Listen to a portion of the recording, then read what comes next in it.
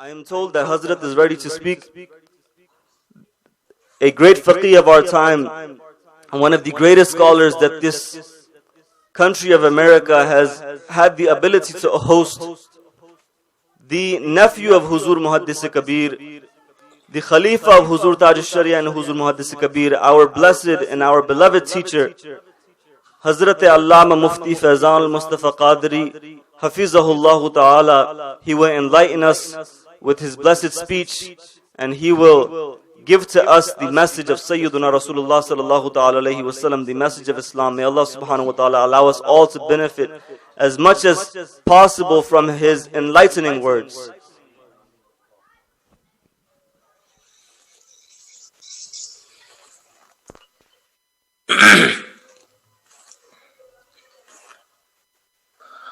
السلام علیکم ورحمۃ اللہ وبرکاتہ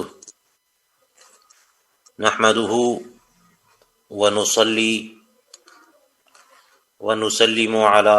حبیبہ الکریم الحمد للہ رب العالمین والعاقبۃ للمتقین والصلاة والسلام على سید الانبیاء والمرسلین وعلى آلہ الطیبین واصحابہ الطاہرین الہادین المہدیین المہتدین وعلى سائر اولیاء امتہ وعلماء ملتہ اجمعین اما بعد فأعوذ باللہ من الشیطان الرجیم بسم اللہ الرحمن الرحیم هل يستوي الذین يعلمون والذین لا يعلمون آمنت باللہ صدق اللہ العلی العظیم۔ سب مل کر درود پاک پڑھ لیتے ہیں۔ اللہم صلی علی سیدنا و شفیعنا و حبیبنا و طبیبنا و مولانا محمد وعلى آلہ واصحابہ دائما ابدا مبارکا کثیرا کثیرا۔ تمام سامعین کرام اور تمام سامعات، آپ تمام حضرات کی خوش قسمتی ہے کہ آج کی یہ محفل حضور امیر المؤمنین فی زماننا فی الحدیث والفقہ والزہد والتقوی، ممتاز الفقہاء محدث کبیر حضرت علامہ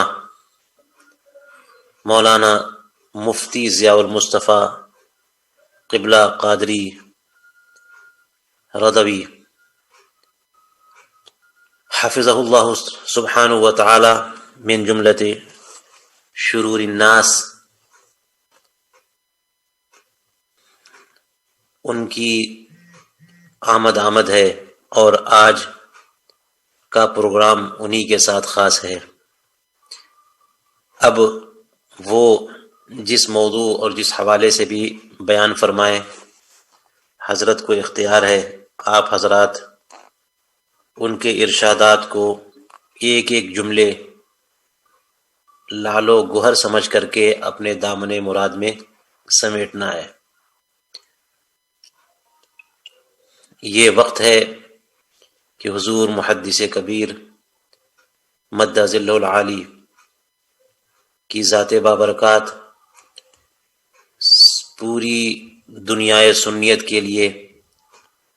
ایک یادگار سلف کی حیثیت رکھتی ہے اور ہمارے لیے سب سے بڑا سرمایہ ہے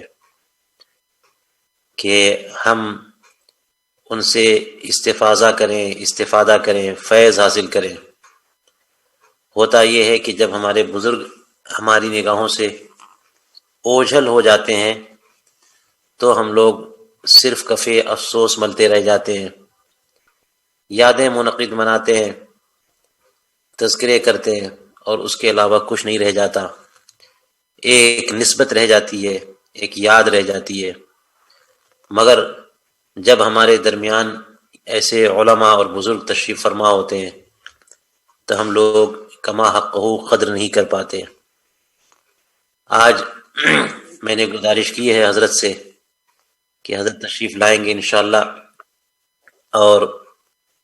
جو کچھ مناسب سمجھیں گے نصیحتیں فرمائیں گے، اور آپ حضرات اپنے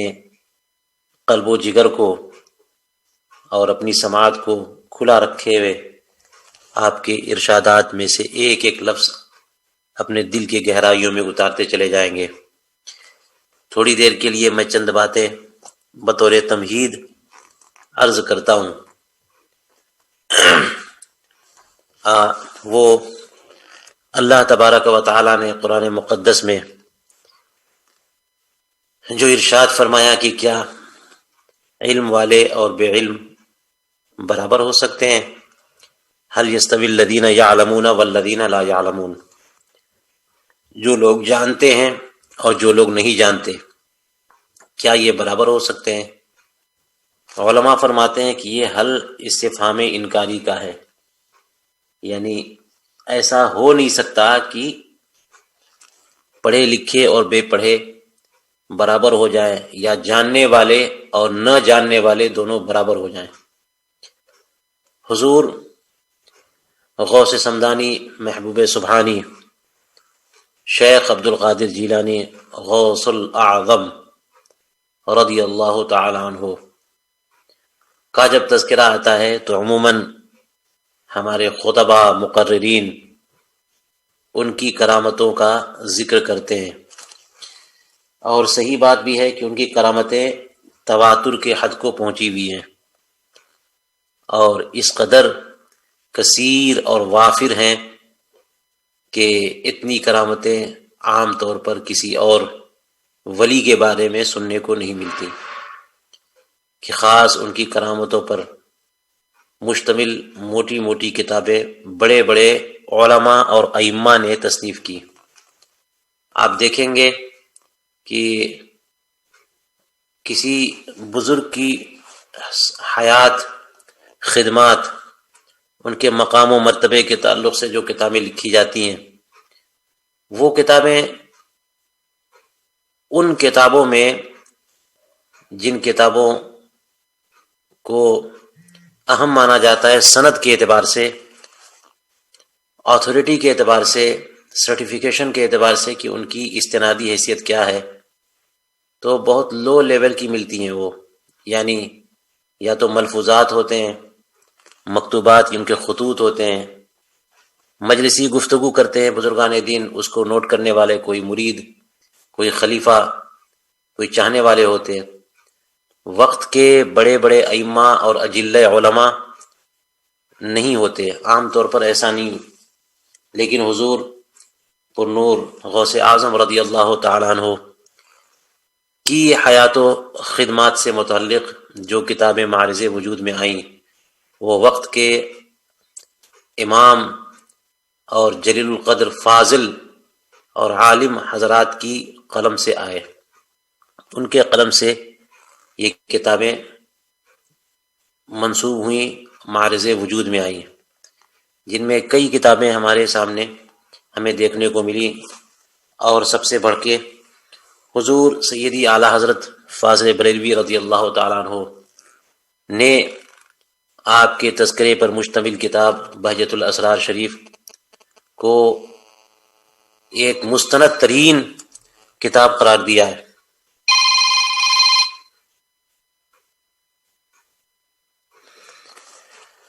تو کہنا یہ ہے کہ جب حضور غوث پاک رضی اللہ تعالیٰ عنہ کا تذکرہ آتا ہے تو کرامتیں اور مقام و فضائل کا تذکرہ تو کافی آتا ہے، لیکن علم کے حوالے سے کم ہی گفتگو ہوتی ہے کہ حضور غوث پاک رضی اللہ تعالیٰ عنہ علم کے معاملے میں کس مقام پر فائز تھے۔ اس لیے میں نے یہ آیت کریمہ پڑھی کہ کیا علم والے اور بے علم برابر ہو سکتے ہیں؟ ہرگز نہیں۔ حضور غوث پاک رضی اللہ تعالیٰ عنہ اپنے قصیدہ غوثیہ میں بہت سارے اعلانات فرمائے، ارشادات فرمائے، انہی میں آپ نے ایک مصرع یہ فرمایا، ایک شعر ہے، درست العلم حتی صرت قطبا ونلت السعد من مولا الموالی. فرمایا آپ نے کہ میں نے علم اتنا پڑھا، اتنا سیکھا کہ میں قطب بن گیا. اولیاء کرام کی زندگی میں کبھی کبھی یہ مرحلہ آتا ہے کہ اولیاء کرام کو اللہ تعالیٰ کی طرف سے اذن یا حکم ملتا ہے کہ اپنے مقام اور مرتبے کو دنیا والوں کے سامنے واضح کریں، ورنہ عموماً اولیاء کرام اپنے مقام کو چھپاتے ہیں، کیونکہ اگر وہ اوپن کر دیں تو پبلک ایسا ہجوم کر دے کہ پھر انہیں اللہ تعالیٰ کی عبادت کا بھی موقع مشکل سے میسر آئے. جہاں وہ چلے جائیں وہیں پیچھے پیچھے عوام کا ایک قافلہ ہو جائے. اس وجہ سے اولیاء کرام عموماً اپنے مقام و مرتبے کو لوگوں سے چھپاتے ہیں، مگر جب اذن ربانی ملتا ہے تو واضح بھی کرتے ہیں. سیدنا غوث پاک رضی اللہ تعالیٰ عنہ کو جب اذن ملا تو آپ نے اعلان کیا کہ قدمی ہادھی علی رغبت کل ولی اللہ، یہ میرے پاؤں اللہ کے ہر ولی کی گردن پر ہے. یہ کیا ہے؟ یہ اللہ رب العزت کی طرف سے جب ان کو اجازت ملی تو یہ ضروری محسوس کیا کہ یہ بتایا جائے تاکہ لوگ ان کے مقام اور مرتبے کو سمجھ کر کے فیوز و برکات حاصل کر سکیں. اسی طرح سے آپ نے فرمایا کہ درست العلم حتی صرت قطبا، کہ میں نے علم اتنا سیکھا، اتنا مطالعہ کیا کہ میں قطب بن گیا. اب یہاں پہ قطب بننے کا ایک دعویٰ بھی ہے، اور بلا شبہ یہ دعویٰ مع دلیل ہے اور برحق ہے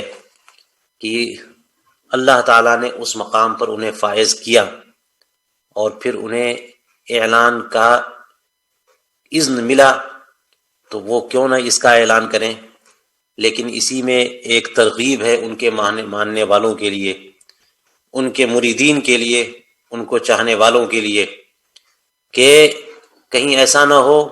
کہ آپ لوگ علم کے معاملے میں اور طلب علم کے معاملے میں سستی کریں، کوتاہی کریں، توجہ نہ دیں. اللہ تبارک و تعالی علم کے ذریعے کیا کیا مقامات عطا فرماتا ہے.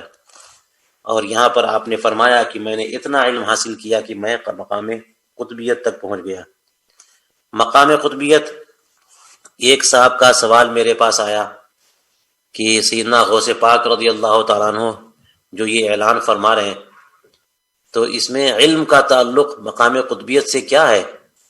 علم تو بس یوں ہوتا ہے کہ لوگ علم حاصل کر کے پڑھاتے ہیں، تقریریں کرتے ہیں، کتابیں لکھتے ہیں، لیکن مقام قطبیت سے علم کا کیا تعلق؟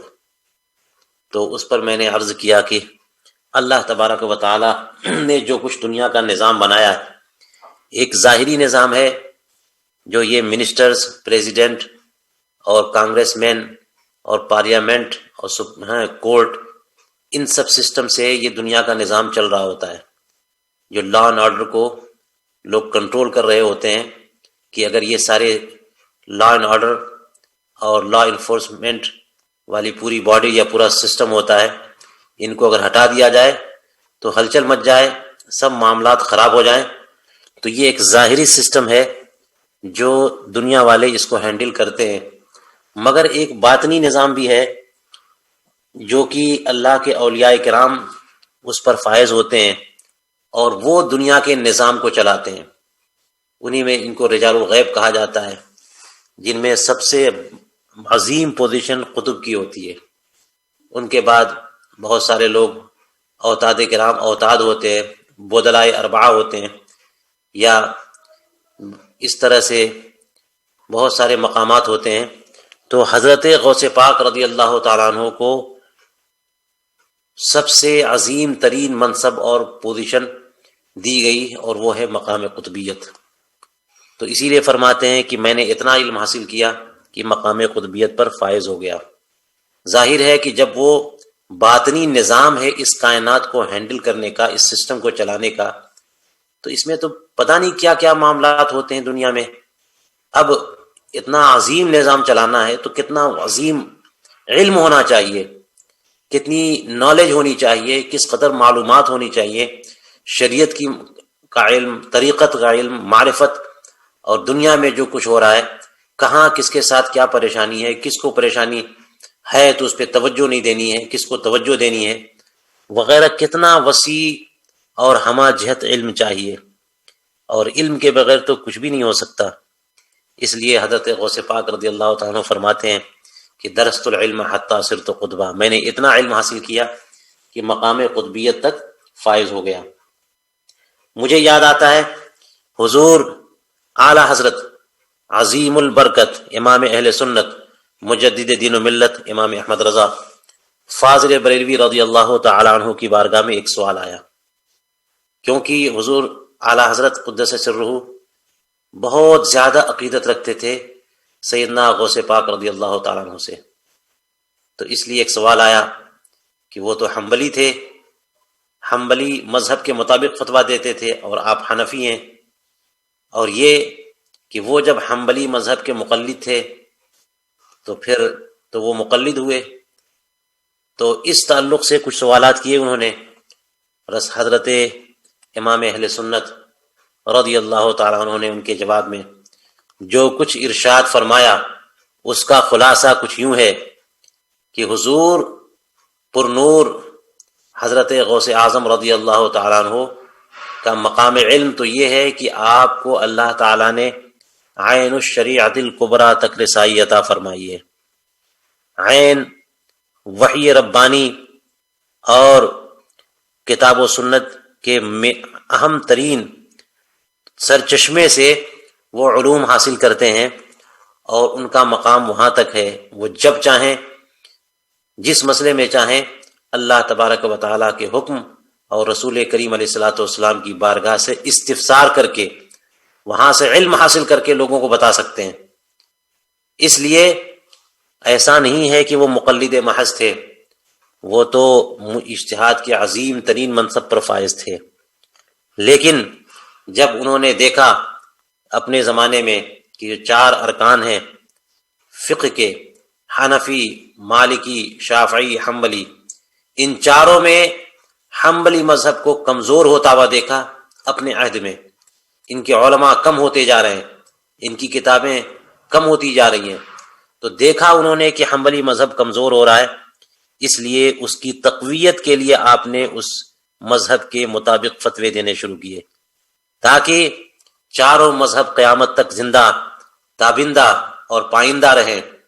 اور یہ حسن اور خوبی ہے اسلام کی۔ تو اس لیے آپ نے حنبلی مذہب کے مطابق فتویٰ دیا، نہ یہ کہ واقعتاً آپ مجتہد نہ تھے بلکہ مقلد ہوں، ایسی بات نہیں ہے۔ تو یہ حضرت غوث اعظم رضی اللہ تعالیٰ عنہ کا مقام علم ہے۔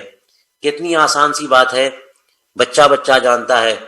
کہ جب حضرت غوث اعظم رضی اللہ تعالیٰ عنہ کو بھیجا ہے ان کی والدہ نے علم حاصل کرنے کے لیے حضرت غوث پاک رضی اللہ تعالیٰ عنہ کو بغداد شریف، یہ خود ایک مثال ہے کہ آپ کی صدری میں کچھ دینار سل دیے اور بھیج دیا اور کہہ دیا جھوٹ نہیں بولنا، ڈاکوؤں کا سامنا ہوا اور آپ نے صاف صاف بتا دیا، جس کا نتیجہ یہ ہوا کہ ڈاکوؤں نے خود توبہ کی۔ کہنا یہ ہے کہ حضرت غوث پاک رضی اللہ تعالیٰ عنہ علم کے حصول کے لیے اس زمانے میں جیلان سے دور دراز بغداد کا سفر کرتے ہیں، اور وہاں پہنچتے ہیں تو علم حاصل کرتے ہیں، سب کچھ چھوڑ کر کے علم حاصل کرتے ہیں، اور اس حصول علم میں کس قدر ان کو دقتیں، دشواریاں، پریشانیاں ہوتی ہیں، اور ساری پریشانیوں کا سامنا کرتے ہیں، پھر بھی طلب علم میں کوئی کمی نہیں کرتے۔ ان کے واقعات میں یہ ملتا ہے کہ کئی دن بھوکے رہتے، کبھی کبھی شدت بھوک کا عالم یہ ہوتا کہ کچھ بھی مل جائے اسے تناول کریں تاکہ زندگی باقی رہے، گھاس کی جڑیں کھا کر کے انہوں نے علم حاصل کیا، مگر جب علم کے مقام پر پہنچے ہیں تو پھر اس کے بعد آپ نے وعظ، نصیحت، خطاب، تلقین، تعلیم، تدریس، ایک سلسلہ، ایک علم کا دریا بہایا آپ نے، اور ایک دنیا کو آپ نے مستفیض اور مستنیر کیا۔ یہ ایک مثال ہے کہ اللہ تبارک و تعالیٰ نے ان کو کتنا عظیم مقام عطا فرمایا۔ اعلیٰ حضرت عظیم البرکت اس سلسلے میں فرماتے ہیں ایک شعر یاد آ رہا ہے مجھے اعلیٰ حضرت کا، اور وہ وہی کہ واہ کیا مرتبہ اے غوث ہے بالا تیرا، اونچے اونچوں کے سروں سے قدم اعلیٰ تیرا۔ تو حضور اعلیٰ حضرت قدس سرہ نے اس طویل قصیدے میں 3 اشعار کچھ ایسے ارشاد فرمائے کہ حضرت بارگاہ غوثیت میں عرض کیے کہ میں انہیں پڑھنا چاہتا ہوں۔ آپ نے فرمایا، آپ نے کہا کہ نبوی میں عالوی فصل بطولی گلشن، حسنی پھول حسینی ہے مہکنا تیرا، نبوی ظل عالوی برج بطولی منزل، حسنی چاند حسینی ہے اجالا تیرا، نبوی خر عالوی کوہ بطولی معدن، حسنی لال حسینی ہے تجلا تیرا۔ ان تینوں اشعار سے حضور غوث اعظم رضی اللہ تعالیٰ عنہ کی ذات بابرکات کی عظمت اور اہمیت کھل کر کے سامنے آتی ہے۔ دیکھیں، آپ سوچیں کہ ہم مسلمانوں کے نزدیک مقام پنجتن پاک کتنا عظیم ہے۔ رسول کریم علیہ الصلوۃ والسلام، حضرت سیدنا علی ابن ابی طالب رضی اللہ تعالیٰ عنہ، سیدہ بطول زہرا فاطمہ زہرا رضی اللہ تعالیٰ عنہ، اور ان دونوں کے دونوں شہزادے حضرت امام حسن اور امام حسین، یہ 5 پھول جب اکٹھا ہوتے تو ہم مجھے پنجتن پاک کہتے ہیں۔ حضور غوث اعظم رضی اللہ تعالیٰ عنہ کی ذات انہی 5 شخصیات کے خمیر سے بنی ہے۔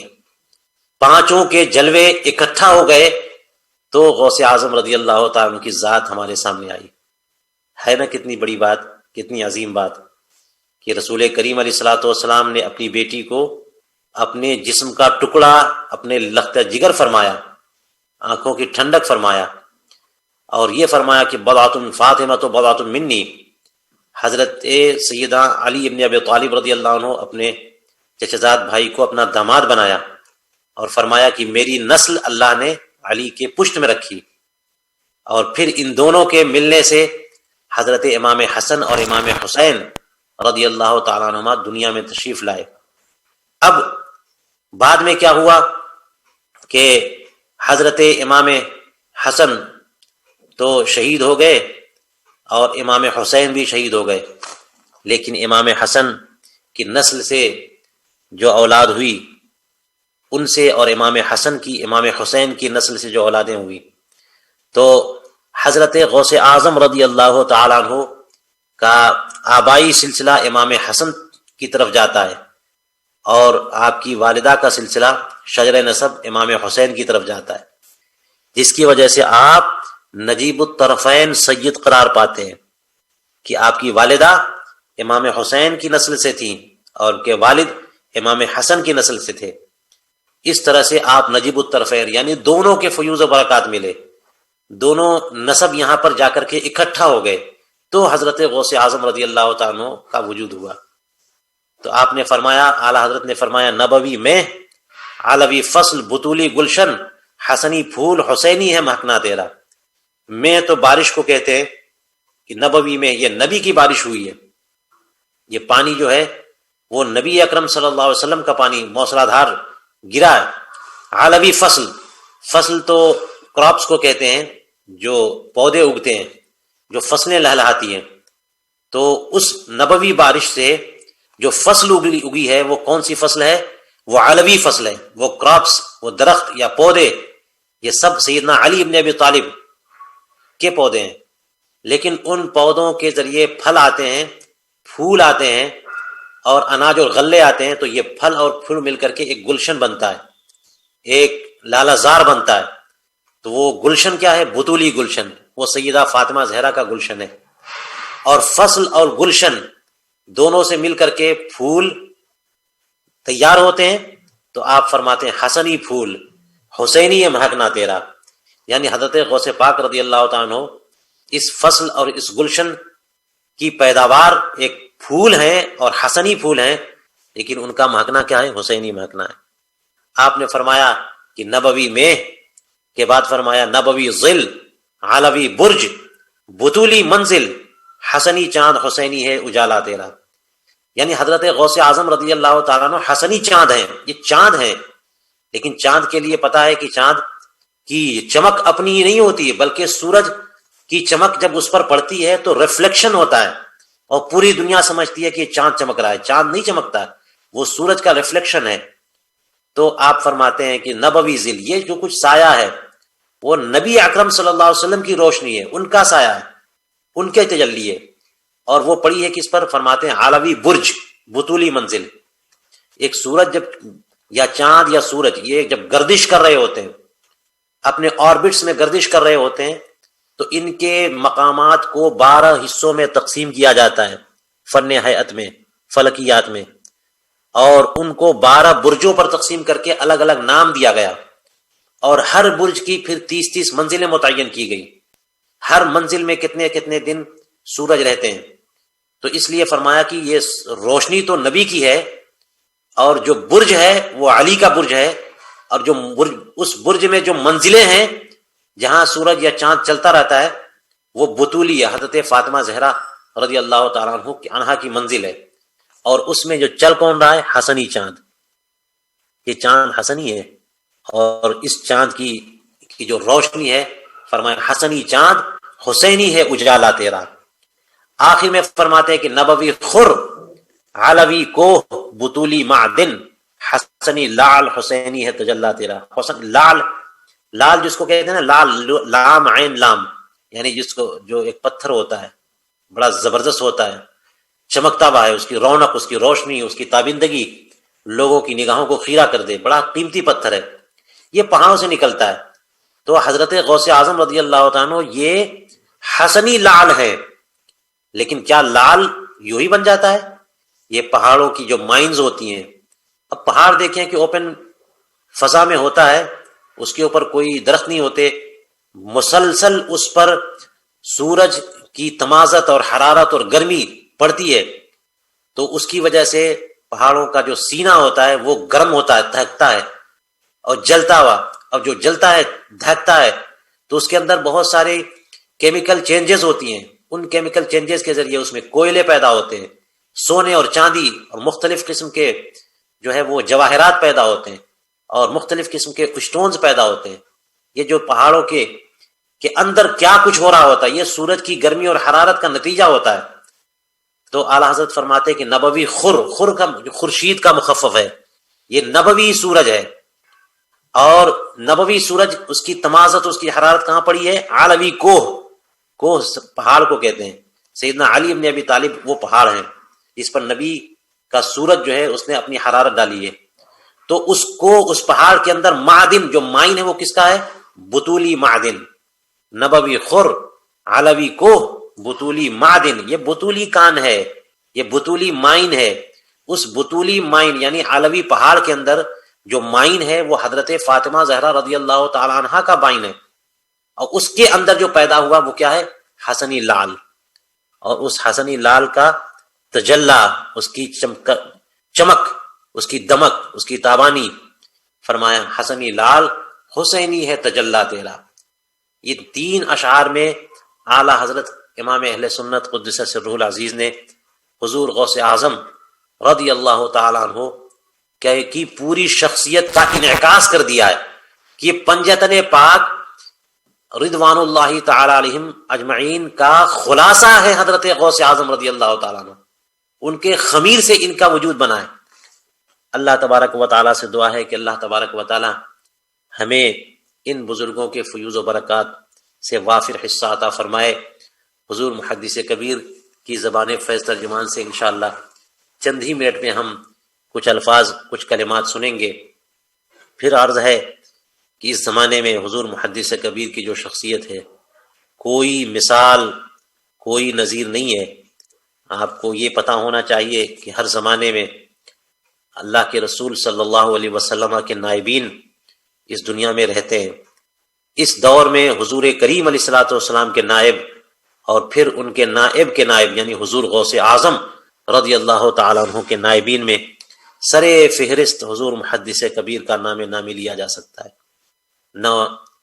تقوی اور پرہیزگاری میں ان کی مثال ہے، نہ علم حدیث میں ان کی مثال ہے، نہ علم فقہ میں ان کی مثال ہے، نہ اور کسی معاملے میں ان کی مثال ہے. لوگ موٹے موٹے احکام پر عمل کر کے اب مقبول عوام و خواص ہو جاتے ہیں، مگر حضور محدث کبیر مد ذل العالی کا مقام یہ ہے کہ علم کی مختلف باریک اور دقائق باریک امور پر بھی آپ اس طرح سے نظر رکھتے ہیں کہ ان کو بھی فروگزاشت ہونے نہیں دیتے، ان کو بھی مس نہیں کرتے، ہر لحاظ سے ہر جہت سے آپ اپنے عمل کو سلامت رکھتے ہیں۔ چھوٹی چھوٹی باتیں، بڑی بڑی باتوں سے لے کے چھوٹی چھوٹی باتیں آپ ان پر عمل کرتے ہیں اور لوگوں کو درس دیتے ہیں، اور اس کے باوجود کہ اللہ تعالیٰ نے ان کو مقام علم میں کتنا عظیم حصہ دیا، پھر بھی کہیں کسی جہت سے ان کے اندر تعلی، غرور، ایگو اور نخوت، علمی غرور کہیں سے بھی نہیں جھلکتا۔ ان کے طلبہ بھی ان کے پاس آتے ہیں تو آپ کر کے بات کرتے ہیں اور خود کوشش کرتے ہیں کہ خود لا کے چائے پلائیں، خود ضیافت کریں۔ آج اللہ تبارک و تعالیٰ نے ہم پر کرم فرمایا کہ حضور محدث کبیر مد ذل العالی جو ان کی عمر اچھی خاصی ہو چکی ہے، مگر اللہ تعالیٰ نے ہم پر کرم فرمایا کہ ہم پر ان کا سایہ باقی رکھا ہے۔ ہم دعا کریں گے انشاءاللہ، اور دعا کرتے ہیں کہ اللہ تعالیٰ تا دیر اور ایک طویل عرصے تک ہمیں ان کا سایہ عطا فرمائے کہ ہم ان سے مزید اکتساب فیض کر سکیں۔ ان کی اس زمانے میں ان کی مثال نہیں ہے، اس دور میں نہ ہندوستان پاکستان میں نہ دنیا کے کسی گوشے میں ان کی مثال اس زمانے میں نہیں ہے۔ ہمیں ان کی قدر کرنی چاہیے اور ان سے فیض حاصل کرنا چاہیے۔ انشاءاللہ ہم کوشش کرتے ہیں چند منٹوں میں کہ حضور محدث کبیر تشریف لائیں اور ہم اپنے دامن کو ان کے الفاظ و کلمات سے بھرتے چلے جائیں۔ میں اسی پر اپنی گفتگو ختم کرتا ہوں اور آپ حضرات سے گزارش کرتا ہوں کہ آپ حضرات چند منٹ انتظار کریں تاکہ حضرت تشریف لائیں۔ جب تک کچھ مولانا عبدالصمد رضوی کا بیان ہو جائے یا پھر نعتیں ہو جائیں، آپ حضرات انتظار کریں۔ میں کوشش کرتا ہوں کہ حضرت جلد از جلد تشریف لا سکیں۔ السلام